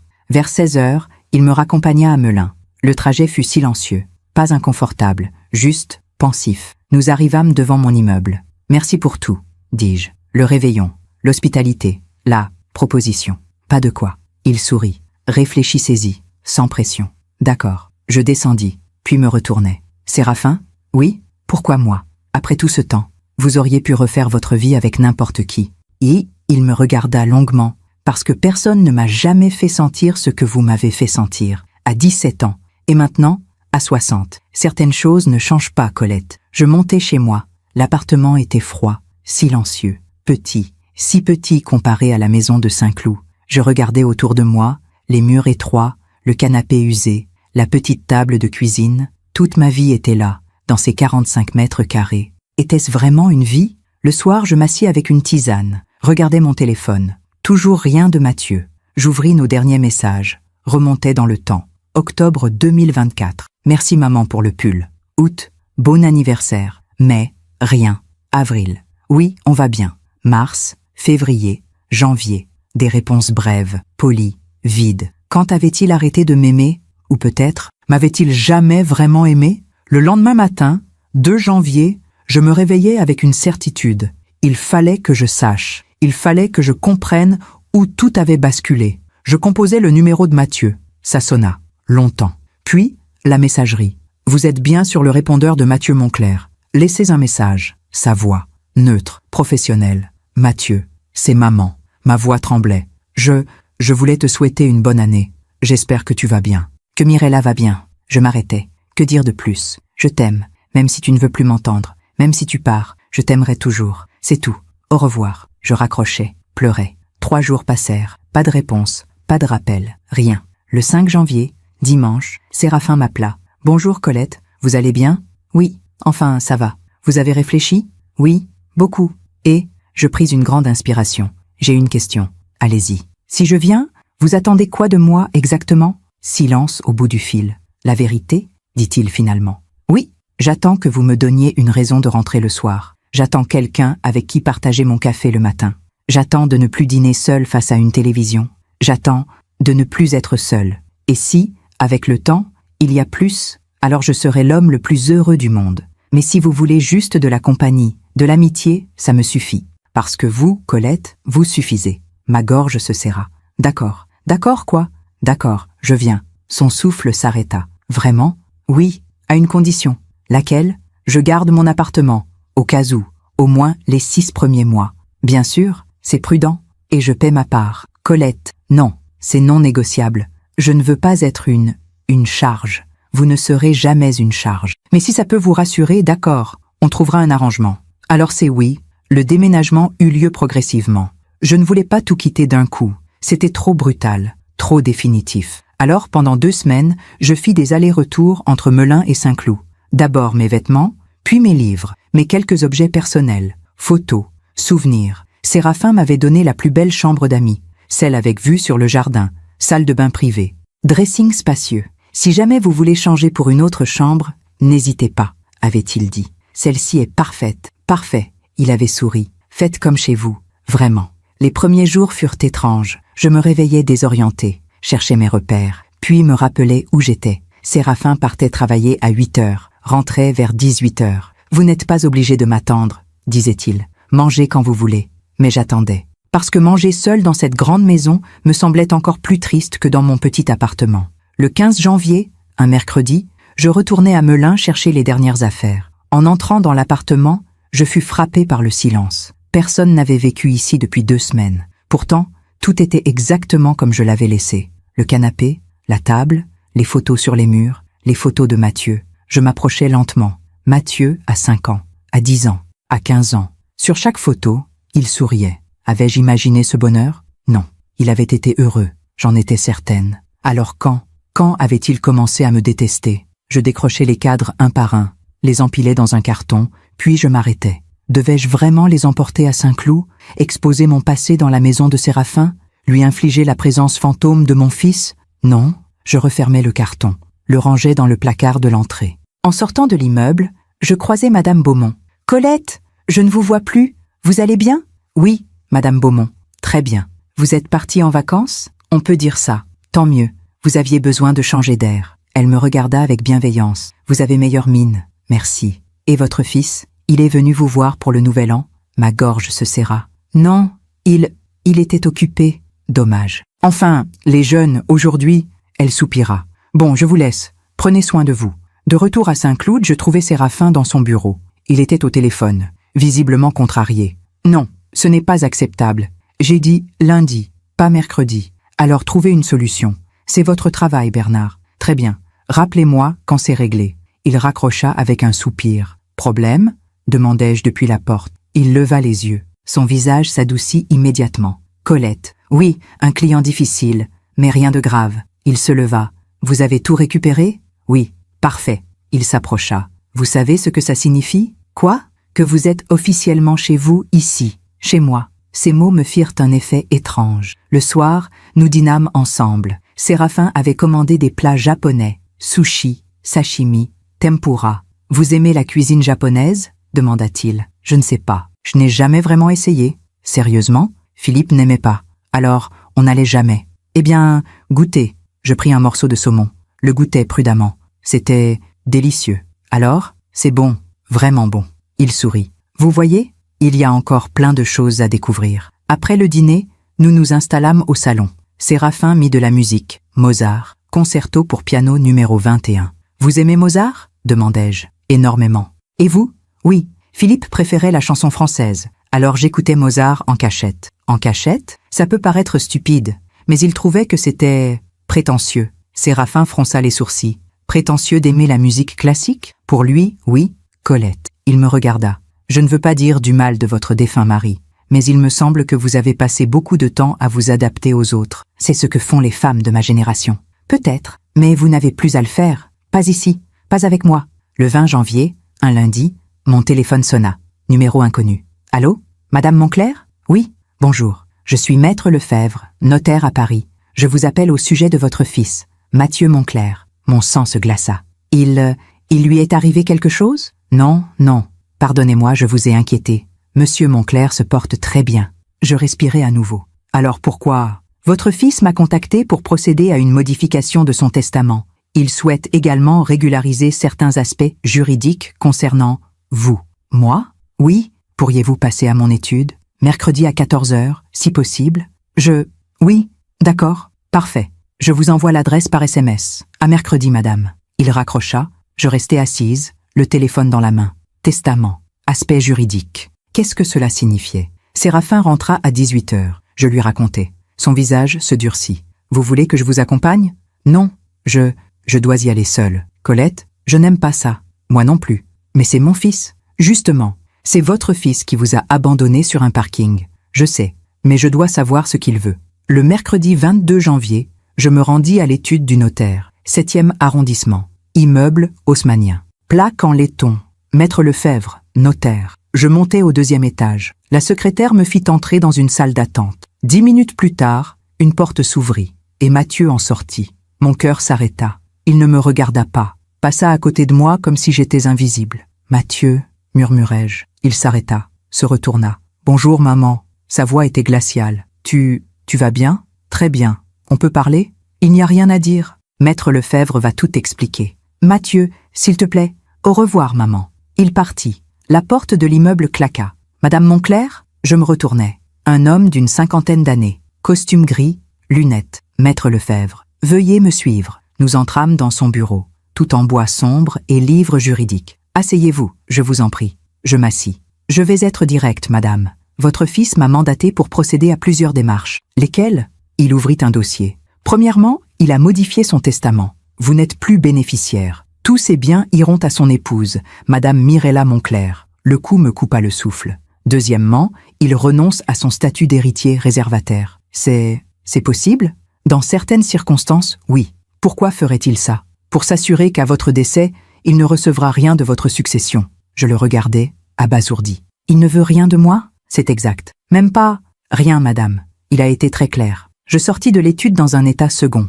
Descendis la rue mécaniquement. Trouvai un banc. M'assis. Mon fils venait de me déshériter. Plus que ça, il avait renoncé à tout lien juridique avec moi. Comme si je n'existais pas. Comme si je n'avais jamais existé. Mon téléphone sonna. Séraphin. « Colette, comment ça s'est passé ? » Ma voix se brisa. Il ne veut plus rien de moi. Rien. Où êtes-vous ? Rue de Varennes. Sur un banc. Ne bougez pas. J'arrive. 15 minutes plus tard, la Mercedes s'arrêta devant moi. Séraphin descendit, s'assit à côté de moi, ne dit rien, me prit juste dans ses bras, et je pleurais. Pleurais pour ce fils que j'avais perdu, pour toutes ces années où j'avais cru qu'il m'aimait, pour cette illusion qui venait de se briser définitivement. « Rentrons », dit finalement Séraphin. « Où ? À la maison. Notre maison. Notre maison.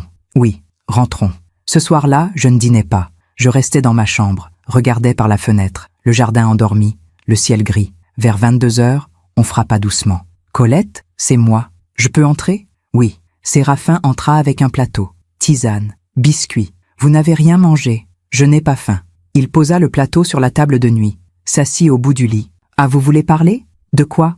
De ce que vous ressentez. » Je ris amèrement. Je ressens que j'ai échoué, que j'ai été une mauvaise mère, que mon fils me déteste au point de vouloir effacer tout lien avec moi. Vous n'avez pas échoué. Alors pourquoi il me fait ça? Parce qu'il est manipulé, ou égoïste, ou les deux. Mais ce n'est pas votre faute. J'ai dû faire quelque chose de mal. Non, sa voix était ferme. Vous avez aimé, trop peut-être, mais aimer n'est jamais une erreur. Je le regardais, cet homme qui était là, qui me soutenait, sans me juger. Pourquoi vous êtes si gentil avec moi? Parce que je vous aime. Le silence qui suivit fut immense. Séraphin, je sais, c'est trop tôt, trop rapide, mais c'est la vérité. Je vous ai aimé à 17 ans. Je vous ai aimé pendant 40 ans sans vous voir. Et je vous aime maintenant. Les larmes coulèrent à nouveau. Mais cette fois, ce n'était pas que de la douleur. C'était aussi du soulagement. Je ne sais pas si je peux vous aimer comme vous le méritez, murmurai-je.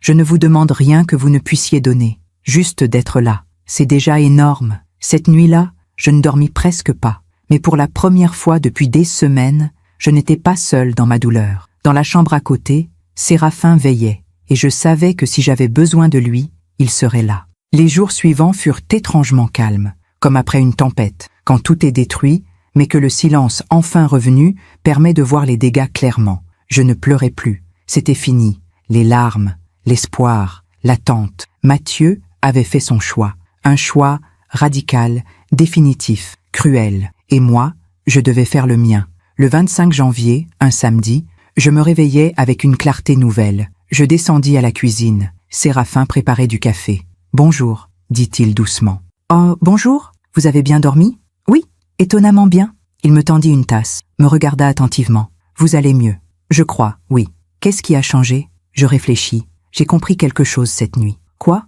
Que j'ai passé 20 ans à attendre que Mathieu m'aime, à mendier son attention, à me faire toute petite pour ne pas le déranger. Et pendant tout ce temps, j'ai oublié quelque chose d'essentiel. « Quoi ? Que je mérite d'être aimée, pas parce que je suis sa mère, mais parce que je suis quelqu'un. » Séraphin posa sa tasse, me prit la main. « Vous méritez tout l'amour du monde, Colette. » Ce jour-là, je pris une décision. Je veux fermer mon appartement de Melun. Séraphin leva les yeux de son journal. « Vous êtes sûr ? » « Oui, je n'ai plus besoin d'un plan de secours. Je suis ici, avec vous, et c'est là que je veux être. » Son visage s'illumina. « Dans ce cas, on y va ensemble. Vous ne devriez pas affronter ça seul. » Le lundi 27 janvier, nous retournâmes à Melun. Séraphin m'accompagna dans l'appartement. Il regarda autour de lui. Les murs étroits, le plafond bas, le mobilier fatigué. « Vous avez vécu ici combien de temps ? » 15 ans, depuis la mort de Philippe. C'est petit, je n'avais pas besoin de plus. C'était juste moi. Il me regarda avec tristesse. « Plus maintenant. » Nous commençâmes à trier. Vêtements, livres, ustensiles de cuisine. « Qu'est-ce qu'on garde ?» demanda Séraphin. « Pas grand-chose. J'ai déjà pris l'essentiel. Le reste, je regardais autour de moi. Le reste peut partir. Vous êtes sûr ? Oui. » Nous remplîmes des cartons pour Emmaüs. Vêtements que je ne portais plus. Livres que je ne relirais jamais. Vaisselle dépareillée. Puis je tombai sur le carton du placard de l'entrée. Celui avec les photos de Mathieu. Je l'ouvris. Regardais les cadres. Mathieu enfant. Souriant, innocent. « Vous voulez les emporter ?» demanda doucement Séraphin. « Non. »« Vous voulez les jeter ?» ?»« Non plus. » Je refermai le carton, le remis dans le placard. « Je les laisse ici. Si jamais il change d'avis un jour, s'il veut les récupérer, elles seront là. Et s'il ne change jamais d'avis, alors elles resteront ici, témoins d'un passé qui n'existe plus. » Nous passâmes la journée à vider l'appartement. Vers 16 heures, tout était prêt. Je regardais une dernière fois. L'appartement vide, écho de mes pas, poussière dans la lumière de l'après-midi, 15 ans de ma vie, résumé à quelques cartons et un placard de souvenirs. « Vous avez des regrets ?» demanda Séraphin. « Non, des souvenirs, mais pas de regrets. » « C'est bien. » Le lendemain, mardi 28 janvier, je contactai le propriétaire. « Monsieur Garnier, c'est Colette Monclerc. »« Bonjour Madame Monclerc. Tout va bien ? » ?»« Oui. Je vous appelle pour vous prévenir que je quitte l'appartement. » Silence surpris. « Vous partez ? Pourquoi ? Vous avez un problème ? » ?»« Non. Aucun problème. Mais j'ai trouvé autre chose. Je vois. Vous souhaitez partir quand ? Le plus tôt possible. J'ai déjà vidé l'appartement. Eh bien, dans ce cas, fin février, ça vous laisse le temps de faire l'état des lieux. Parfait. Raccrocher me procura un sentiment étrange. Libération. Et aussi une pointe d'angoisse. Je coupais le dernier lien avec mon ancienne vie. Tout va bien ? demanda Séraphin qui m'observait depuis le salon. Oui, c'est fait. Je quitte l'appartement fin février. Il vint vers moi, me prit dans ses bras. Bienvenue vraiment à la maison, Colette. Le soir même, nous dînâmes en tête-à-tête. Séraphin avait cuisiné. Enfin, vraiment cuisiné cette fois. pas commandé chez le traiteur, bœuf bourguignon, pommes de terre fondantes, salade. C'est délicieux, dis-je, surprise. Merci. Je suis un peu rouillée, mais ça revient. Vous cuisinez souvent? Avant, oui, quand j'espérais encore avoir quelqu'un pour qui cuisiner, puis j'ai arrêté. Ça semblait triste de cuisiner pour moi tout seul. Eh bien, maintenant vous n'êtes plus tout seul. Il sourit. Non, je ne suis plus seul. Après le dîner, nous nous installâmes au salon. Feu dans la cheminée, musique douce, Chopin, nocturne. Colette, dit Séraphin après un long silence. Oui, il y a quelque chose que je veux vous demander, mais je ne veux pas vous brusquer. Mon cœur s'accéléra. Allez-y. Il prit ma main. Vous êtes heureuse ici? Oui, vraiment? Vous ne regrettez pas d'être venue? Pas une seconde. Alors, il chercha ses mots. J'aimerais que ce ne soit plus temporaire. Comment ça? J'aimerais que vous soyez vraiment chez vous ici. Pas juste une invitée, pas juste une colocataire. Séraphin. Attendez, laissez-moi finir. Il prit une grande inspiration. Je ne vous demande pas de m'épouser. Pas encore, mais je veux que vous sachiez que je suis sérieux, que ce n'est pas juste de la compagnie pour moi. C'est vous, la femme que j'ai aimée toute ma vie. Ma gorge se serra. Je ne sais pas si je peux vous donner ce que vous voulez. Qu'est-ce que je veux? Un amour complet, total, sans réserve. Je ne veux que ce que vous pouvez donner. Si c'est de l'amitié, très bien. Si c'est de la tendresse, parfait. Si un jour c'est plus, alors je serai l'homme le plus heureux.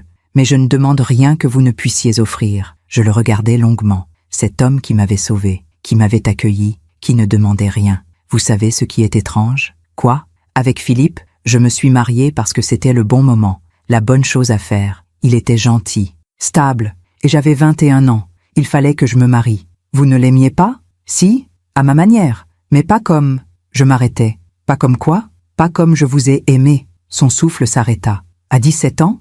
Oui, et peut-être aussi maintenant. Les larmes montèrent dans ses yeux. Vraiment? Je ne sais pas encore si c'est de l'amour ou juste de la reconnaissance, de la gratitude. Mais ce que je sais, c'est que quand je suis avec vous, je me sens entière pour la première fois depuis si longtemps. Il me prit dans ses bras. Ça me suffit largement. Cette nuit-là, nous restâmes longtemps devant la cheminée, parlant, silencieux parfois, simplement présents. Vers minuit, je montais me coucher. À la porte de ma chambre, Séraphin m'arrêta. « Colette? Oui? Merci. De quoi? D'être là, d'être vous, de me donner une seconde chance. C'est moi qui vous remercie. » Le 1er février, un samedi, Séraphin me surprit. « Préparez-vous, on sort. » Où? Surprise, nous montâmes dans la Mercedes, roulâmes vers Paris, puis il prit la direction du 5e arrondissement. Mon cœur bondit. « Le Luxembourg? » Il sourit. « Oui. » Nous nous promenâmes dans le jardin. Même en hiver, il était magnifique. Arbres nus, allées désertes, silence paisible. Nous arrivâmes devant la fontaine Médicis. Le banc où nous nous asseyions à 17 ans était toujours là. « Vous vous souvenez ?» demanda Séraphin. « Comment oublier ?» Nous nous assîmes, exactement comme 43 ans plus tôt. « J'ai pensé à ce moment des milliers de fois, » dit-il. « À vous, à nous, à ce que nous aurions pu être. Et maintenant, je n'ai plus besoin de penser au passé, parce que vous êtes là, avec moi. » Il prit ma main. Colette Rousseau devenue Montclair. « Voulez-vous recommencer notre histoire ?» Recommencer? Oui, pas effacer le passé, mais construire un nouveau futur, ensemble. Je regardais nos mains entrelacées, puis son visage, ses yeux clairs pleins d'espoir. « Oui, » murmurai-je, « je veux. » Il se pencha, m'embrassa, doucement, tendrement. Un baiser qui effaça 40 ans de solitude. Un baiser qui promettait tout ce qui nous restait à vivre. Mars 2025. 2 mois s'étaient écoulés depuis mon emménagement à Saint-Cloud. La vie avait pris un rythme nouveau, paisible, presque heureux. Séraphin et moi partagions maintenant plus que la maison. Nous partagions les repas, les promenades, les soirées devant la cheminée. Et depuis ce baiser au Luxembourg, nous partagions aussi une chambre. Pas tous les soirs, pas par obligation, mais par choix, par envie d'être proche. À 61 ans, je redécouvrais ce que c'était d'être désiré, aimé, choisi. Un mardi après-midi, début mars, Séraphin rentra plus tôt que d'habitude. Il avait une expression étrange. « Tout va bien ?» demandai-je. « Oui, mais j'ai quelque chose à te dire. Depuis quelques semaines, nous nous tutoyons. Qu'est-ce qu'il y a? J'ai croisé quelqu'un aujourd'hui, à Paris, devant mon bureau. Qui? Mirella. » Mon sang se glaça. « Mirella? Oui, elle m'a reconnu. Enfin, elle a reconnu la voiture. Elle s'est approchée. Qu'est-ce qu'elle voulait? Te parler. Elle m'a demandé comment te joindre. Tu lui as donné mon numéro? Non, je lui ai dit qu'elle devait passer par moi. Pourquoi elle veut me parler maintenant? » Séraphin hésita. Elle avait l'air Différente. Différente comment? Fatiguée. Moins arrogante. Le lendemain, mercredi, Séraphin reçut un appel. Mirella. Il mit le haut-parleur pour que j'entende. Monsieur Duchamp, c'est Mirella Monclerc. Oui, j'aimerais vraiment parler à Colette, s'il vous plaît. Sa voix tremblait. Pourquoi? Demanda Séraphin froidement. C'est personnel. Tout ce qui concerne Colette me concerne. Silence. Mathieu est parti. Je me figeais. Parti où? Demanda Séraphin.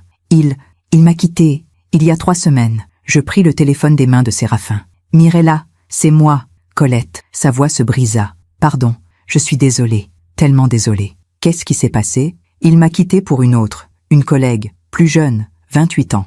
Le karma. Et il est où maintenant? À Bordeaux, avec elle. Il a pris la mutation, mais sans moi. Il t'a laissé? Oui. Comme on vous a laissé? Silence. Il a dit que j'étais trop contrôlante, trop exigeante, que je l'étouffais. Les mêmes mots qu'elle avait utilisés pour moi. Et tu m'appelles pourquoi, Mirella? Parce que elle pleurait maintenant. Parce que j'ai compris ce que je vous ai fait, ce que nous vous avons fait. Tu as compris quoi exactement? Que j'ai détruit votre relation avec votre fils, par jalousie, parce que je ne supportais pas qu'il vous aime, qu'il ait quelqu'un d'autre que moi dans sa vie.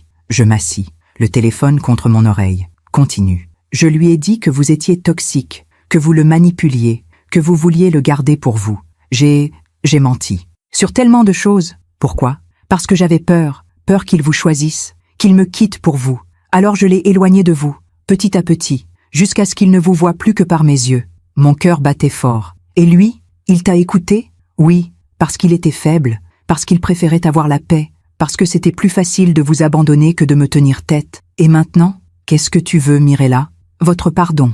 Je ris, un rire sans joie. Mon pardon? Je sais que je ne le mérite pas, mais je suis seule maintenant, comme vous l'étiez, et je comprends la douleur. Tu veux que je te plaigne? Non, je veux juste que vous sachiez la vérité, que ce n'était pas votre faute, que vous avez été une bonne mère, que Mathieu vous aimait, avant que je détruise ça. Je regardais Séraphin. Il me tenait la main. Merci pour la vérité, Mirella. Vous me pardonnez? Je réfléchis longtemps. Non, pas aujourd'hui. Peut-être jamais. Tu m'as volé mon fils. Tu m'as humilié, abandonné. Je sais, mais je ne te souhaite pas de mal. La vie s'est déjà chargée de ça. Oui. Au revoir, Mirella. Je raccrochais. Séraphin me prit dans ses bras. Ça va? Oui. Étrangement? Oui. Tu ne veux pas rappeler Mathieu? Lui dire que tu sais? Non. Pourquoi? Parce qu'il a fait son choix. Même manipulé, il a choisi. Il m'a abandonné. Il m'a déshérité. Il a coupé tous les liens. Et si c'était différent maintenant? Si Mirella mentait moins? Peut-être. Mais c'est à lui de faire le premier pas. Pas à moi. Les semaines passèrent. Mathieu n'appela jamais. Mirella non plus. En avril, Séraphin me proposa quelque chose. Marions-nous. Quoi? Marions-nous. Pas une grande cérémonie. Juste nous deux. La mairie. Quelques témoins. Tu es sérieux? Très sérieux. Je veux que tu sois ma femme. Officiellement. Séraphin, tu n'es pas obligé de dire oui. Mais réfléchis-y. Je réfléchis. À cette vie nouvelle. À cet homme qui m'aimait sans condition. À ce fils qui ne reviendrait peut-être jamais. Et je compris. Je ne pouvais pas attendre éternellement. Je méritais d'être heureuse. Maintenant. Oui, dis-je un matin de mai. Je veux t'épouser. Son visage s'illumina comme celui d'un enfant. Vraiment? Vraiment. Nous nous mariâmes le 15 juin 2025. Mairie de Saint-Cloud. Robe simple beige. Costume gris. 2 témoins. Des collègues de Séraphin. Pas de famille. Juste nous deux. Et c'était parfait. Ce soir-là, dans le jardin de notre maison, Séraphin me prit la main. Heureuse, Madame Duchamp? Très heureuse, Monsieur Duchamp. Regret? Aucun. Et c'était vrai. Mathieu m'avait abandonné. Mirella m'avait trahi. Mais la vie m'avait rendu Séraphin. Et avec lui, une seconde chance d'être aimée. Elle m'avait traité de folle. Des années plus tard, elle avait connu le même regard vide, la même solitude qu'elle m'avait infligée. La vie finit toujours par rendre ce qu'on lui donne. Décembre 2025. 1 an exactement depuis ce matin glacial où Mirella m'avait abandonnée à la gare de Fontainebleau. 1 an depuis que ma vie s'était effondrée et reconstruite. Je me tenais devant la fenêtre du salon, regardant le jardin couvert de givre. Séraphin s'approcha par derrière, m'entoura de ses bras. À quoi penses-tu? À tout ce qui s'est passé. Des regrets? Non, de la gratitude. Il m'embrassa sur la tempe. Moi aussi. 6 mois s'étaient écoulés depuis notre mariage. 6 mois de bonheur tranquille. Nous avions voyagé. Rome en juillet, Lisbonne en septembre. De courtes escapades, juste nous deux. Séraphin avait réduit ses heures de travail. À 60 ans, il est temps de profiter, disait-il. Nous cuisinions ensemble, nous lisions, nous nous promenions dans le parc de Saint-Cloud. Des gestes simples, une vie simple, mais remplie. Mon téléphone n'avait jamais sonné. Mathieu n'avait jamais appelé. Au début, je regardais encore l'écran, espérais. Puis, progressivement, j'avais cessé d'attendre. Je ne l'avais pas oublié. On n'oublie pas son enfant. Mais j'avais accepté. Accepté qu'il ait fait son choix. Accepté que je ne pouvais pas le forcer à m'aimer. Accepté que parfois, malgré tout l'amour donné, les gens s'en vont.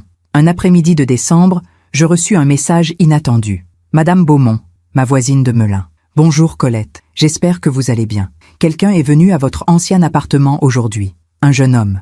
Il cherchait à vous contacter. J'ai dit que vous étiez parti sans laisser d'adresse. Était-ce la bonne chose à faire? Mon cœur s'emballa. Un jeune homme.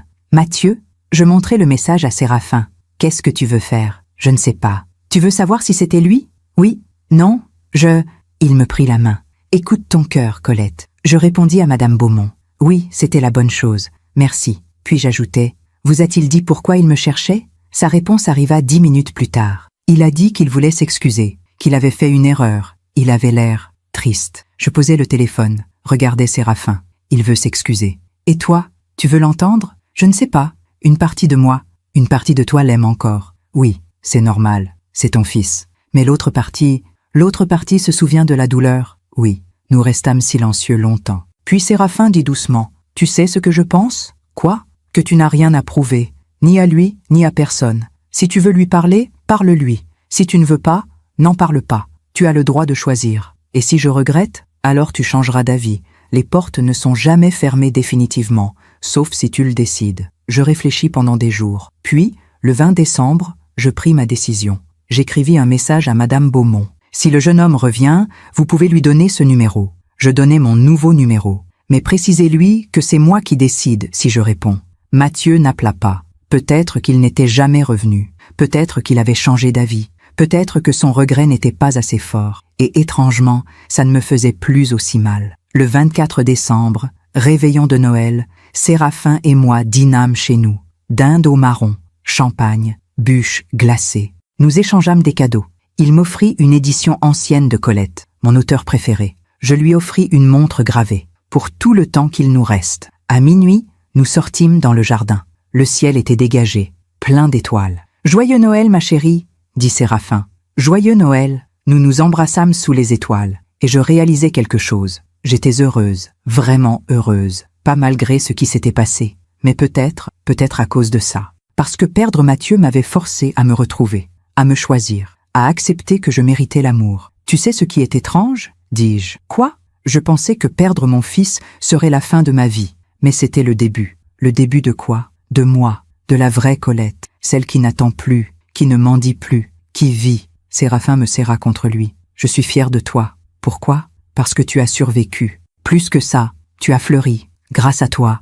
Non, grâce à toi. Moi, je n'ai fait qu'être là. Mais c'est toi qui as fait le chemin. Aujourd'hui, je vis dans cette belle maison de Saint-Cloud, avec un homme qui m'aime pour ce que je suis. Mon fils ne fait plus partie de ma vie. Peut-être qu'un jour il reviendra. Peut-être pas. J'ai appris à vivre avec cette incertitude. Mais si mon histoire aide, ne serait-ce qu'une femme à ouvrir les yeux, à comprendre qu'elle mérite mieux que la solitude et l'abandon, à réaliser qu'il n'est jamais trop tard pour recommencer, alors tout cela aura eu un sens. On nous apprend à être mère, à donner sans compter, mais personne ne nous apprend à nous choisir, à dire non, à partir, à recommencer. J'avais 61 ans quand j'ai appris. Ce n'est jamais trop tard. Merci de m'avoir écouté jusqu'au bout. Si cette histoire a touché votre cœur, abonnez-vous et activez la cloche pour entendre d'autres femmes qui ont transformé la douleur en sagesse. Chaque jour, une femme, une leçon de vie. Partagez cette histoire avec quelqu'un que vous aimez. Parfois, une histoire change toute une journée. Que Dieu vous bénisse et à très bientôt.